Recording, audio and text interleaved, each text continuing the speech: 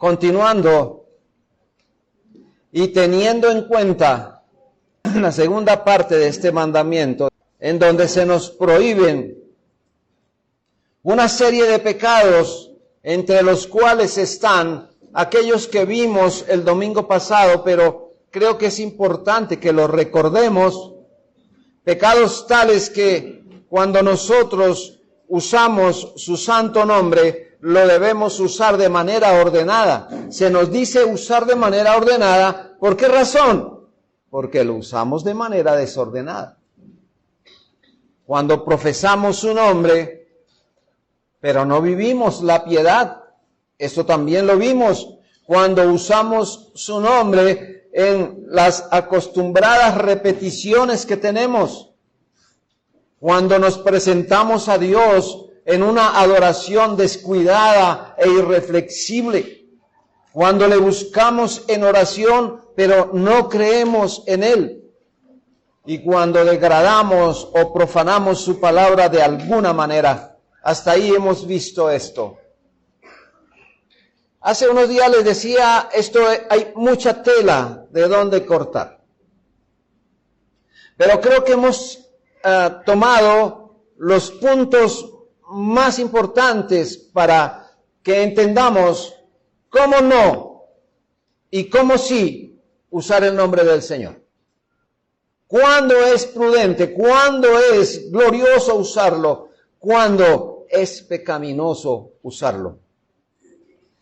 Así que en esta oportunidad vamos a continuar viendo aquellos pecados que se nos prohíben. Como habíamos visto 6 la vez pasada, entonces este sería el número 7. El primero de hoy, pero sería el número 7.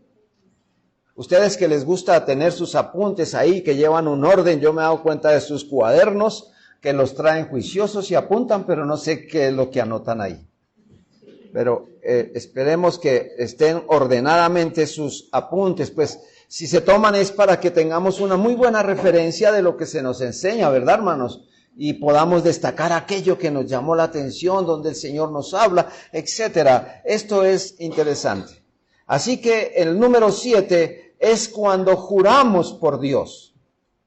Cuando juramos por Dios. Aquí hay un asunto importante, hermanos, que cuando se habla de juramentos, la iglesia enseguida muestra las uñas y dice, no, nosotros no debemos jurar. Bueno, pues vamos a mirar si esto es verdad o no es verdad, pero como vamos a hablar de la parte negativa del asunto, entonces comencemos diciendo que son muy pocos. O mejor, cojámoslo al contrario, son muchos los que raramente mencionan a Dios fuera del contexto de sus juramentos. Decimos que este es un pecado muy visible, muy escuchado en la sociedad actual. Y por hacer estos juramentos de una manera tan descuidada, de una manera en que el Señor no los ordenó, entonces esto ha causado muchos problemas en la sociedad. Ya vamos a ver por qué. El mismo Señor Jesucristo advirtió a sus discípulos y les dijo, pero yo os digo, no juréis en ninguna manera. Eso está en Mateo 5:34. No juréis en ninguna manera. Es decir, hermanos, que los juramentos que se hagan a la ligera y pecaminosamente, el Señor nos está diciendo, ojo con eso que ustedes están haciendo. Aquí lo denunciado por el Señor Jesucristo no son los juramentos en sí, sino los juramentos mentirosos, los juramentos que se han hecho con falsedad y juramentos que se han hecho a la ligera, sin meditar lo que se está haciendo. De ninguna manera nos está diciendo el Señor Jesucristo aquí, no juréis en ninguna manera. Está diciendo el Señor realmente que no debemos utilizar ningún tipo de juramentos, está prohibiendo absolutamente el uso de los juramentos, aún los juramentos que se hacen en los tribunales. Enseña que en toda la esfera de las relaciones humanas no hay lugar para una invocación solemne de Dios para sustentar una afirmación o promesa importante. Él está prohibiendo eso. Y podemos decir, de ninguna manera, el Señor no está prohibiendo eso. Las Sagradas Escrituras más bien nos están diciendo que en ocasiones los juramentos son necesarios. Es prudente utilizarlos. Deuteronomio 6:13, el mismo Señor ordena a su pueblo esto. Él les dice allá en Deuteronomio 6:13, a Jehová tu Dios temerás, y a Él solo servirás, y dice, y por su nombre jurarás. Díganme, ¿están prohibidos los juramentos entonces? Si estuvieran prohibidos, ¿qué diría la Escritura ahí? No jurarás, pero aquí dice, y por su nombre jurarás. Bueno, eso decía en el Antiguo Testamento, y usted me dirá, es que eso era en la parte antigua de la Escritura. Pues vamos a la nueva entonces. Vamos al Nuevo Testamento y miremos en Hebreos 6:16. Porque los hombres ciertamente jurarán por uno mayor que ellos, y para ellos el fin de toda controversia es el juramento para confirmación. Se nos está diciendo realmente que Dios nos prohíbe hacer estos juramentos. Lo que el Señor nos está diciendo es que tengamos mucho cuidado cuando hacemos un juramento de tomar el nombre del Señor en vano, es decir, de hacer un juramento mentiroso. Y sobre estos juramentos vamos a hablar de 3 tipos de juramentos que se prohíben. Entonces 7.1 será, ¿verdad? 7.1. Un juramento en vano es cuando las personas en sus conversaciones cotidianas juran. Yo no sé si ustedes se hayan dado cuenta de esa manera, de las conversaciones de muchos, e incluso uno mira, bueno, que los hombres sin Cristo, sin el conocimiento real de Dios, hagan eso, uno dice, uno se revuelca un poco por eso, pero escucharlo en la iglesia, escucharlo de hermanos, me parece que ya es absolutamente escandaloso. Nosotros nos relacionamos con hombres en muchos contextos donde Dios nos ha permitido ubicarnos y encontramos personas que hablan muy ligera y descuidadamente en lo relacionado con su religión, pues para ellos hablar de su religión es tan normal como hablar de política, de cocina, de mecánica, etcétera. Pues para ellos es muy fácil sustentar sus afirmaciones con juramentos. Ellos no van a tener ningún inconveniente en usar sin temor el nombre bendito de nuestro Señor. Eso lo hacen. Nosotros hemos tenido compañeros de trabajo cuando teníamos la oportunidad, o por ejemplo yo la oportunidad de trabajar, encontrábamos gente que aún viendo uno sus mentiras juraban. Bien. Cuando a estas personas se les pregunta sobre sus juramentos, buscan diferentes excusas porque no entienden que este es un pecado grave delante de Dios. Y dentro de la baraja de tantas excusas que buscan, miremos algunas de esas cartas con las que presentan sus excusas para usar juramentos. Entonces diríamos aquí que una de las excusas que usan es: mis juramentos son de escasa importancia. O sea, no le ven a eso mayor relevancia. Para ellos jurar no tiene mayor asunto. Se está usando esta excusa que, si ustedes ven, es muy pobre en sus argumentos. Es irreflexiva porque quienes usan esta excusa no saben que se encuentran en manos de Satanás, que los está usando según sus artimañas y los lleva a pecar utilizando unos juramentos que no deberían usar. Y fíjese, ellos juran, pero no se da cuenta, no observan que Satanás usa dos maneras para que ellos hagan esas excusas tan terribles. Una de ellas, y lo observábamos el domingo pasado en uno de los sermones, es minimizar el pecado. No es tan grande el pecado realmente. Satanás hace que ese pecado se vea tan pequeño para que pase casi inadvertido. Y este es un engaño que el diablo usa para que se siga cometiendo ese pecado.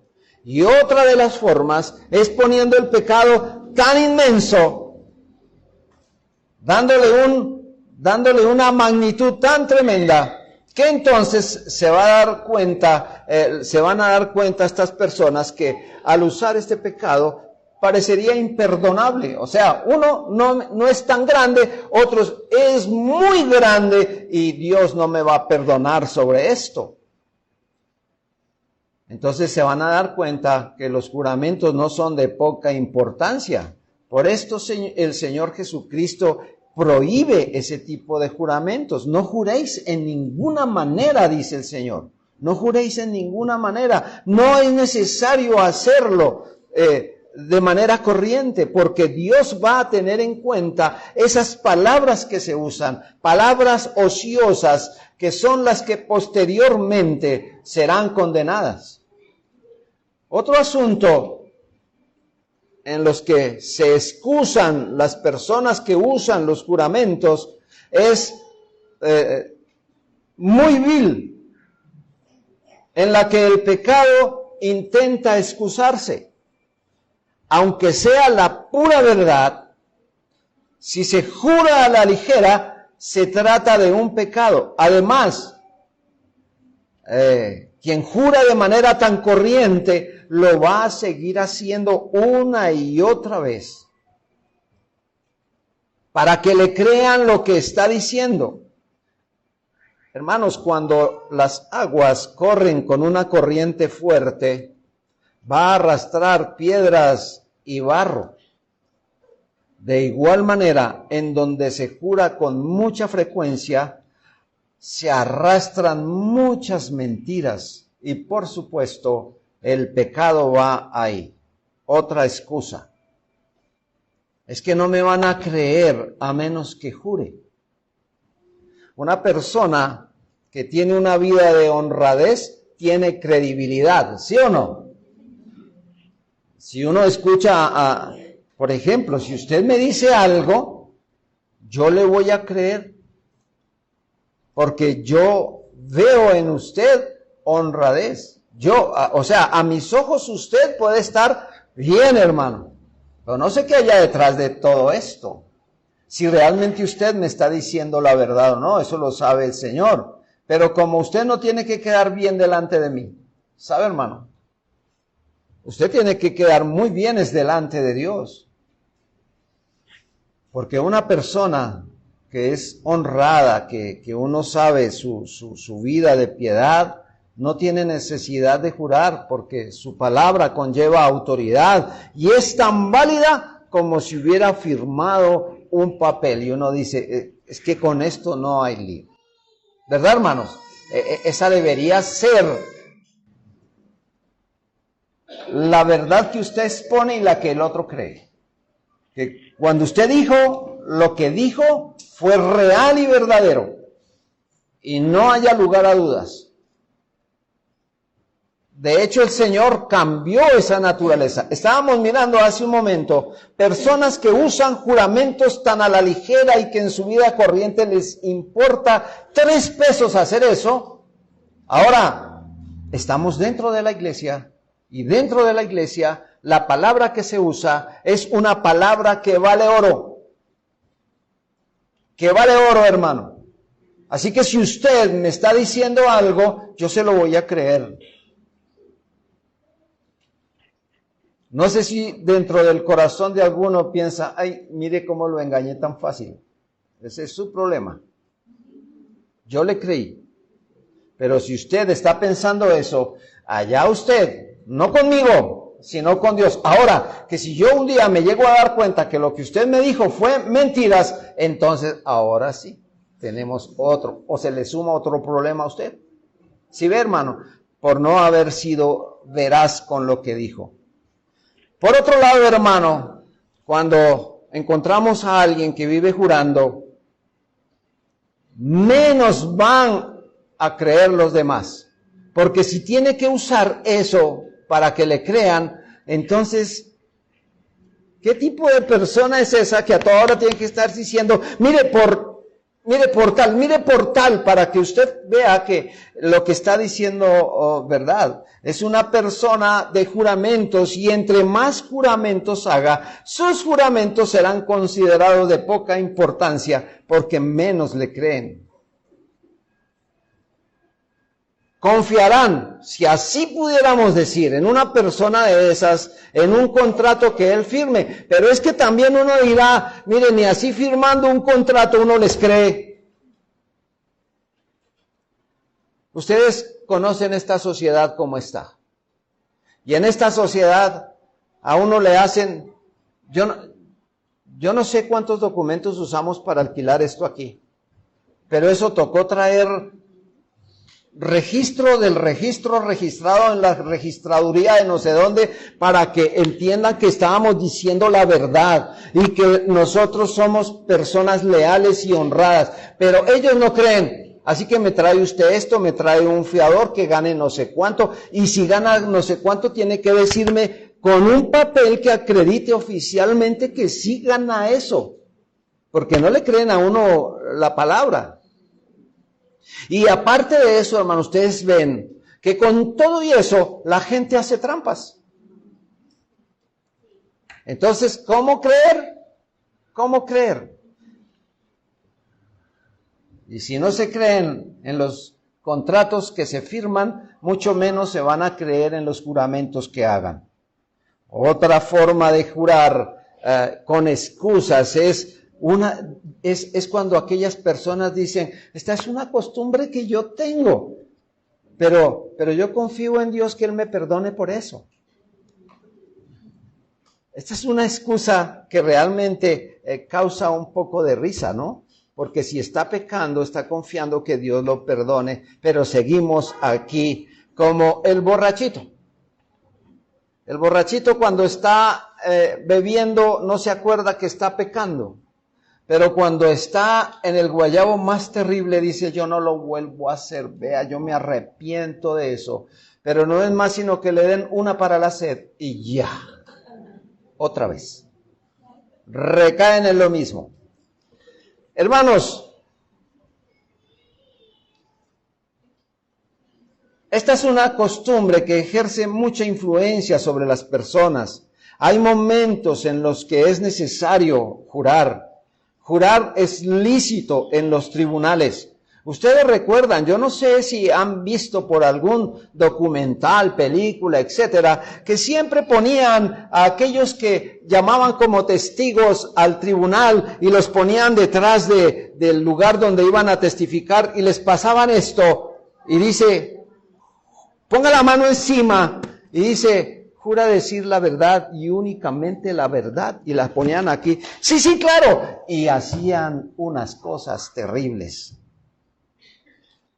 Hermano, pero cuando ese juramento se hace mal, se convierte en pecado, porque cuando se tiene la costumbre de jurar, es muy complicado. Y vivir de esa manera habitual, que se les convierte esos juramentos en algo que no lo pueden sacar de ahí, uno se da cuenta, estas personas poseen una incapacidad para renunciar a ese pecado de jurar. Así como suele ocurrir con otros pecados que se han anidado en el corazón de las personas, o de los creyentes mejor, que no es posible erradicarlos, que luchan contra eso, pero nuevamente recaen en esto. Hermanos, usar este tipo de excusas es algo apropiado simplemente porque se hace de manera frecuente. Lejos de ser una excusa, se convierte en un agravante para el pecado. Es como si alguien hubiera asesinado a una persona y está ahorita mismo delante del juez y le dice: señor juez, por favor, libéreme, porque mi costumbre es matar. O sea, esa es mi costumbre, así que libéreme, porque pues eso es lo que yo tengo. ¿Cómo suena eso, hermano? Como si le diera una vuelta al estómago a uno. ¿Cómo van a liberar? Bueno, eso es lo que hacen también, ¿no? Y son presidenciables. Así que, hermanos, es lo mismo que sucede aquí. Todas las excusas que se usen por el nombre, por la costumbre de jurar en vano, quedan desestimadas. No, nosotros, los cristianos, no nos atreveríamos a vivir bajo ese pecado, porque la sentencia es que Dios dice: no dará por inocente al que use su nombre en vano. No dará por inocente. Dos. Hemos terminado las excusas, ahora hablemos del número 2. Cuando se hacen juramentos viles, horrendos y superlativos. Si hablamos de este tipo de juramento, encontramos juradores viles que como perros rabiosos ladran al cielo y cuando se encuentran airados escupen su veneno blasfemo contra la sagrada majestad de Dios. Miren, por ejemplo, esto. Hombres que les gusta ir a las apuestas y cuando la suerte les es contraria, se lanzan contra Dios en juramentos y maldiciones. Y si de alguna manera les mencionamos su horrendo pecado e intentamos impedir que esas feroces bestias se sigan descarriando, no haremos más que derramar gasolina sobre el fuego. Y que en lugar que sus juramentos se corrijan, lo que hacemos es que se intensifiquen más. Sobre esto, Agustín dijo: no pecan menos quienes blasfeman contra Cristo que está en el cielo que los judíos que le crucificaron aquí en este mundo. O sea, para que nos demos cuenta de cómo es eso. Quienes así juran, profanan la sangre de Cristo y desgarran su nombre. Nosotros como hijos de Dios jamás nos atreveríamos a hacer algo como esto, ¿verdad, hermanos? Jamás nos atreveríamos a hacer algo así, porque amamos al Señor, porque tememos pecar usando su santo nombre de manera infame. Los hijos de Dios no haríamos eso, pero los bastardos no se preocupan de vivir jurando de manera vil y maldiciendo, lo que envilece más sus juramentos. Y es que cuando planean realizar alguna acción malvada, se comprometen con ella jurando. Mire, oía yo el testimonio de un hombre que hacía diligencias en la moto. Bueno, ya me entienden cómo es eso, ¿no? Era un mensajero de esos de la muerte. E iba a cobrar deudas. Y cuando iba a hacer esas cosas, rezaba. Hacía todos los argumentos necesarios para ir a cumplir con esa labor. ¿Y qué era lo que iba a hacer? Iba y mataba. Y luego que hacía eso y quedaba tranquilo, decía: gracias Dios mío por lo que me ayudó. ¿Ustedes qué creen eso, hermano? ¿Que eso se va impune? Mire cuántos pecados en ese momento. Así que el apóstol Pablo no fue ajeno a eso. Recuerden esto, hermanos, que cuando aprisionaron al apóstol Pablo, muchos juraron matarlo. En Hechos 23, versículos 12 y 13, dice, venido el día, algunos de los judíos tramaron un complot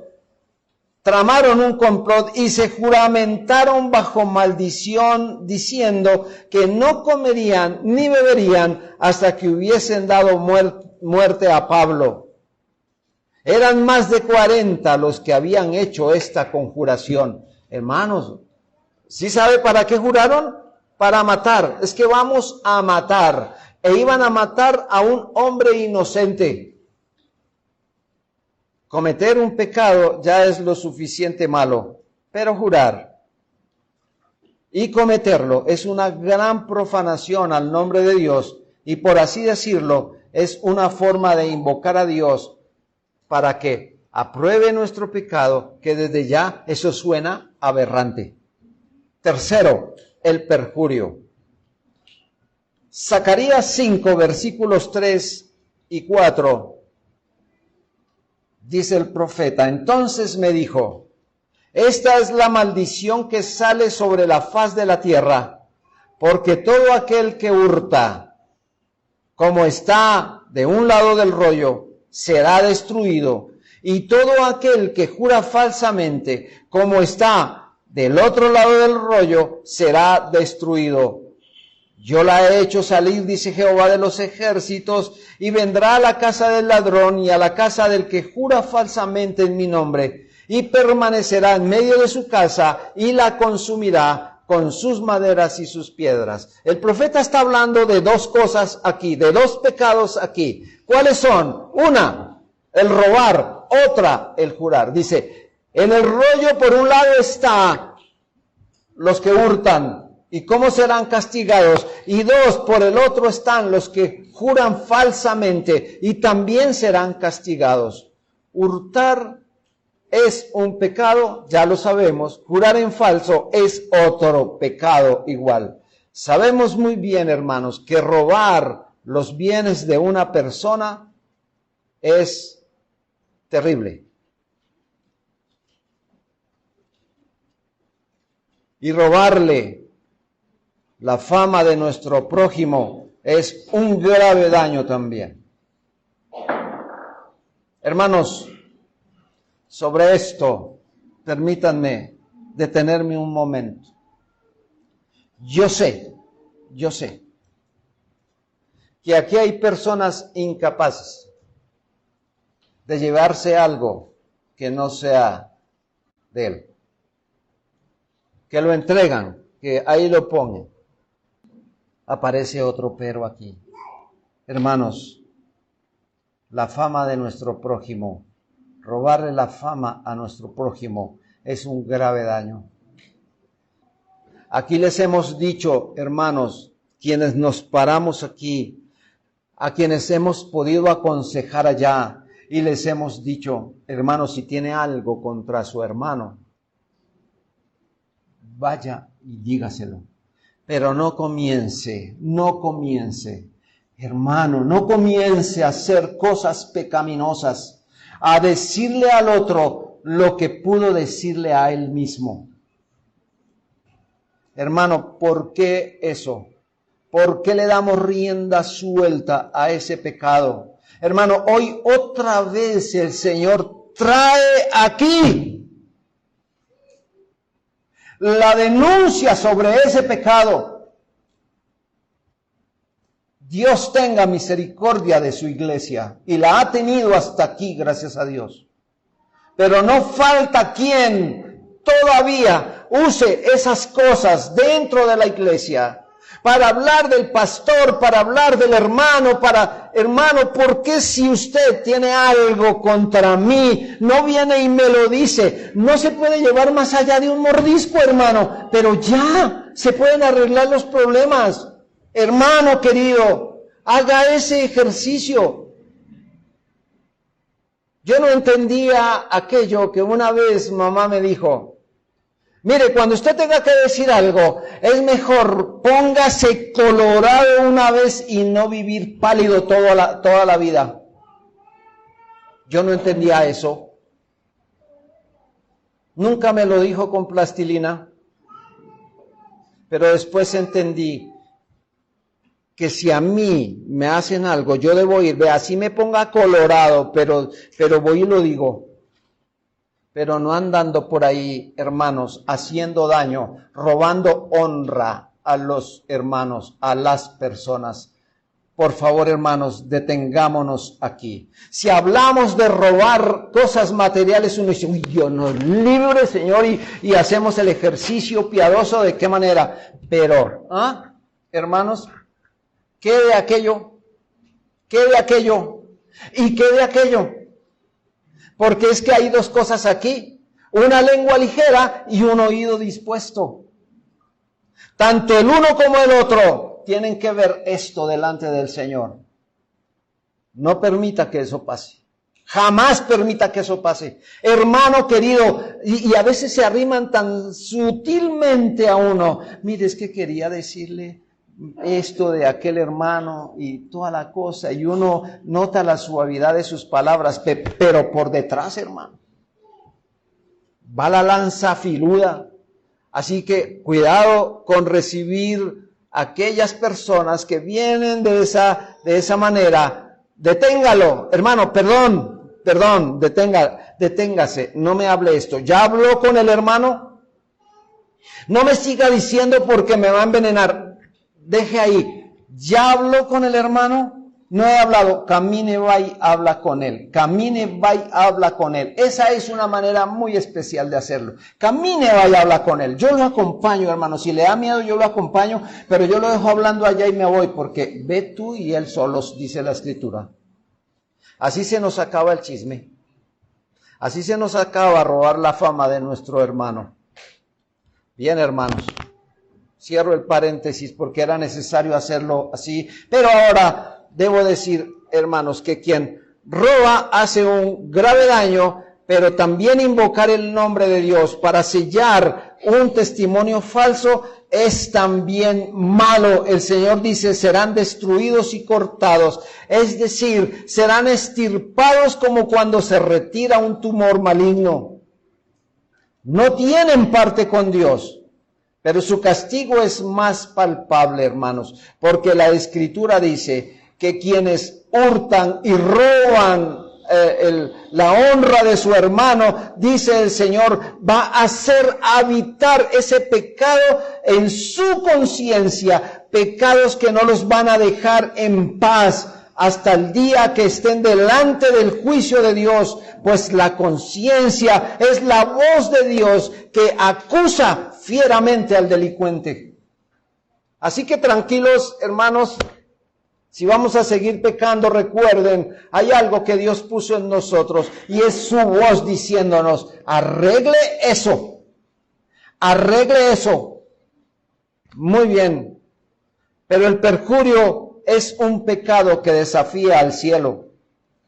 El Señor dice en Levítico 19:12, y no juraréis falsamente por mi nombre, profanando así el nombre de tu Dios. Yo, Jehová. ¿Sí notan la firma? Yo, Jehová. El perjurio es poner a Dios como testigo de una flagrante mentira. Jeremías 4:2 dice, y juraréis, vive Jehová, en verdad, en juicio y en justicia. En justicia, pues no se debe hacer un juramento ilegítimo. En juicio, porque no debe haber un juramento hecho a la ligera. En verdad, pues no debe ser un juramento falso. Entre los escitas, es un pueblo que ha sido nombrado en la carta a los Colosenses. Y los escitas eran un pueblo duro, terrible, hermano. De tal manera que si alguien cometía perjurio en ese pueblo, bueno, entre otras, ¿qué es perjurio? Jurar falsamente, ok. Entonces, si alguien cometía perjurio, se le decapitaba de una. O sea, eso era sin contemplaciones. ¿Saben para qué hacían eso? No permitían que eso corriera, porque eso hacía imposible vivir en comunidad. Pues se acababa con la lealtad y la verdad entre los hombres.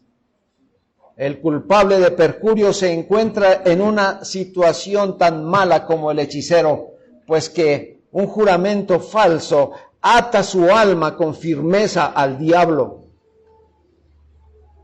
En el perjurio o falso juramento ante un tribunal, hermano, se da cita a numerosos pecados, que además de tomar el nombre de Dios en vano, el culpable de perjurio es un ladrón, ya que por su juramento en falso arrebata los derechos inocentes de muchas personas.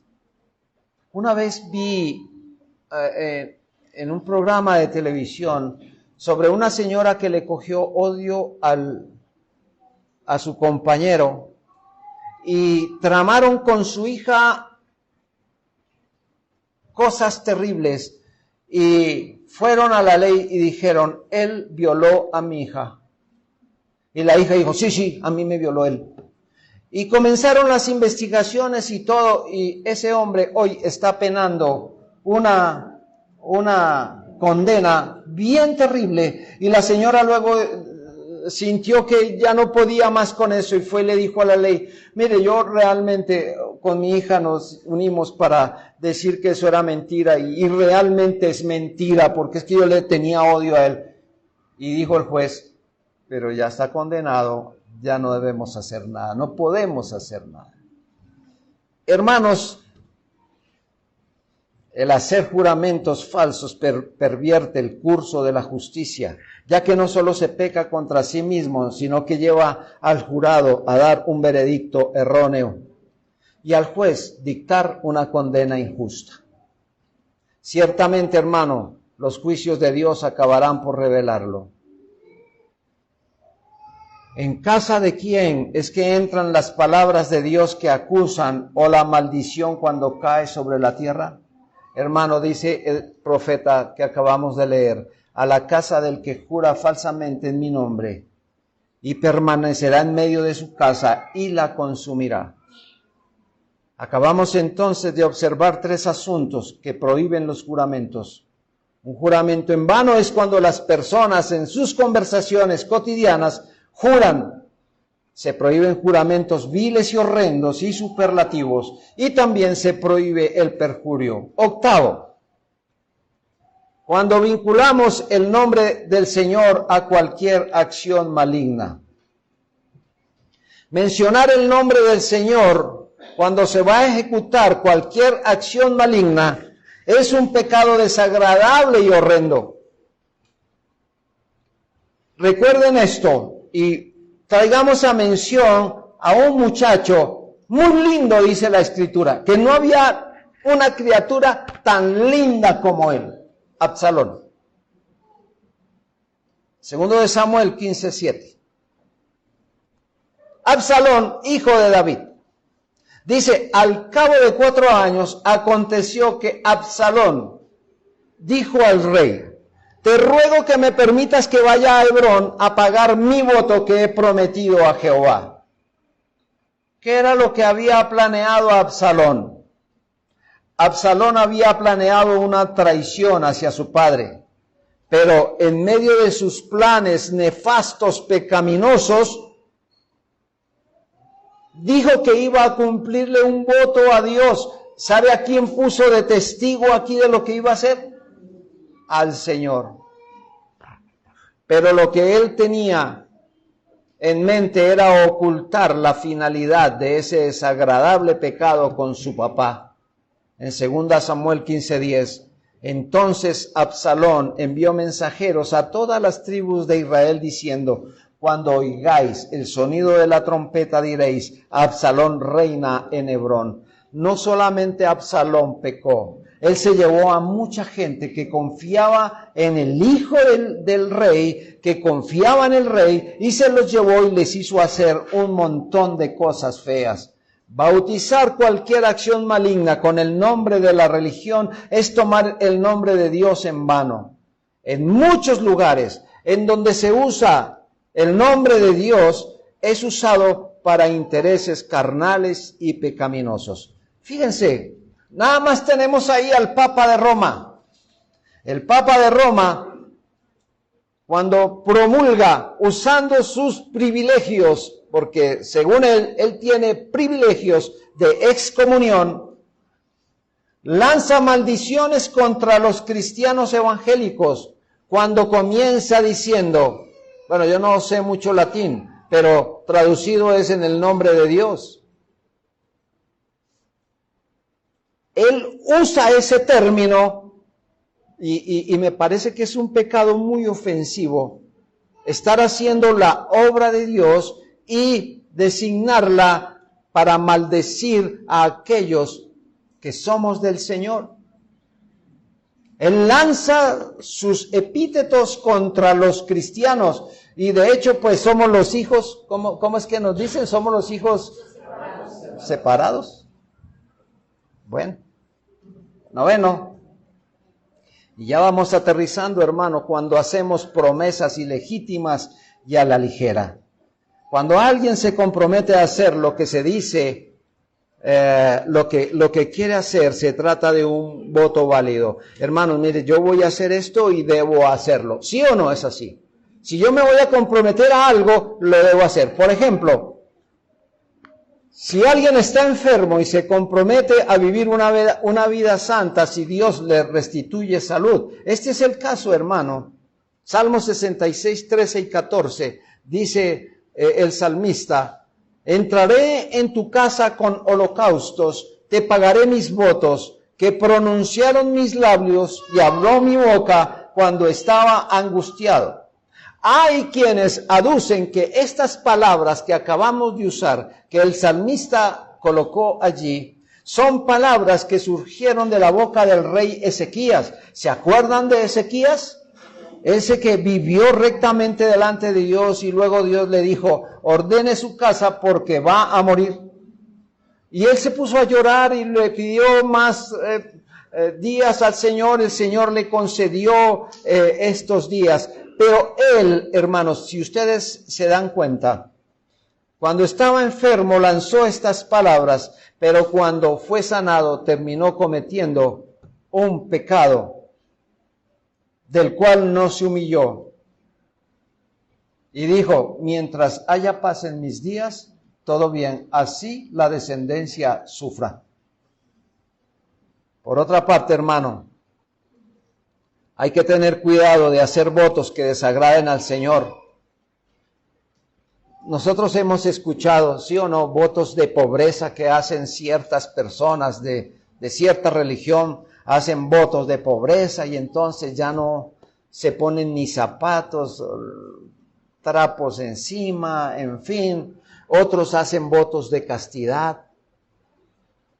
Ya los conocemos, muchas más cosas.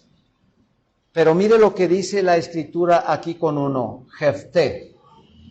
En Jueces 11, versículos 30 y 31, Jefté hizo un voto ilegítimo y a la ligera. ¿Qué dijo Jefté?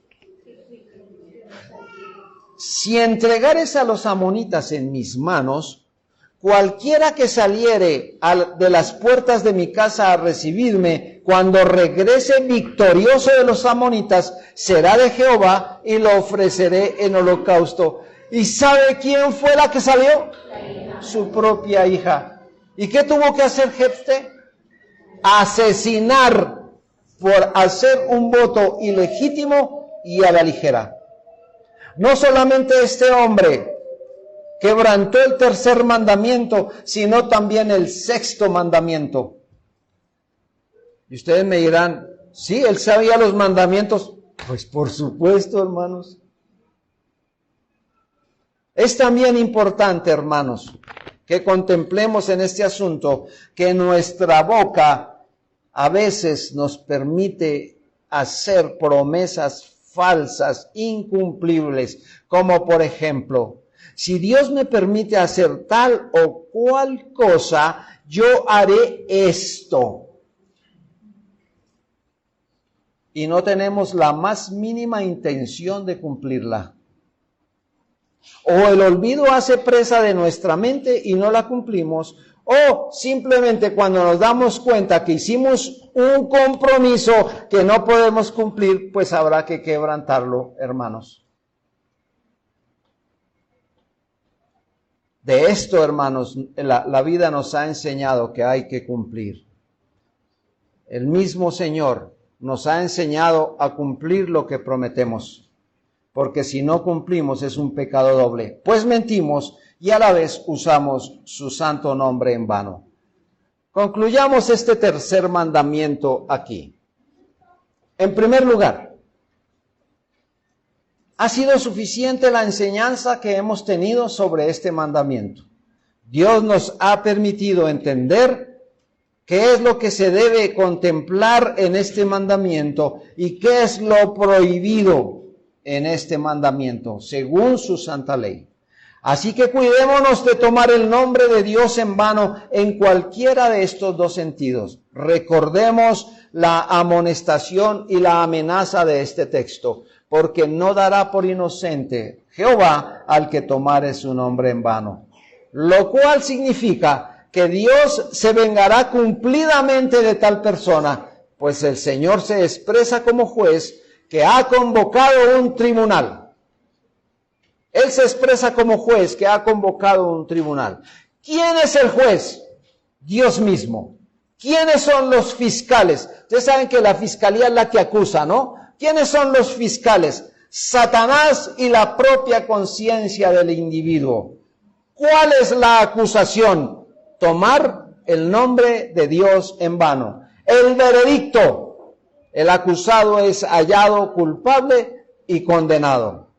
Las palabras de este mandamiento deberían causar en nosotros un santo temor y poner, hermano, cerradura a nuestros labios para impedir que deshonremos al Señor cuando usamos su nombre. Y segundo, si Dios no ejecuta su juicio en esta vida sobre quienes profanan su santo nombre, les tiene reservado con toda seguridad una condenación venidera. El Señor no remitirá la culpa de ninguno que haya obrado así, sino que lo remitirá a Satanás, que es el capataz para que los atormente eternamente. Ahora bien, si Dios justifica a un hombre, si él va al Señor, si él pide perdón, si Dios justifica a un hombre, dice la Escritura, ¿quién lo condenará? Pero si Dios es el que condena, ¿quién lo justificará? Dios golpeará con todas sus fuerzas, y esto ya es decir mucho, hermanos.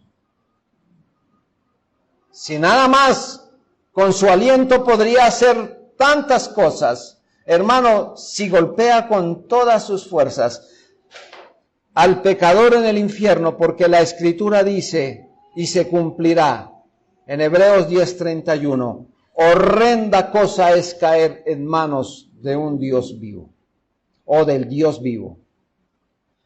Queridos, que el Señor nos ayude y nos sostenga en su misericordia y que seamos fieles a su palabra.